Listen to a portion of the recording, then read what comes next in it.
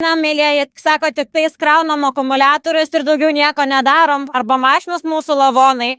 Tai žiūrėkite, šiai minutį, ką mes turime, čia, ant keltuvo, Nissan Qashqai, 1.2 variklis. Jau keitėm. Deja, reikėjo. Sekantis automobilis. Ateikit. Renault Kadjar.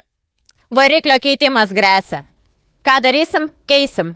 Štai šis Peugeot 3008. Paskirstimą keičiam. Štai šis Peugeot irgi paskirstimą keičiam. Ai, dar norite paskirstimo? Tai čia. Štai tas baltas Peugeot irgi paskirstimo keitimas. Ir dar kai ką parodysiu. Dacia Duster grandinės keitimai. Eime.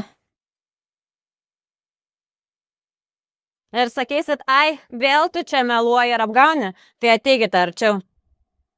Štai dėl ko keičiam grandinę. Mėlyjeji, mes turime virš 1000 automobilių. Daugybę jų esame pardavę. Turime daugybę laimingų klientų. Ir tik tai todėl, kad visų pirma mes perkame gerus automobilius, kurie reikalauja labai mažai investicijų ir puikiai tarnauja.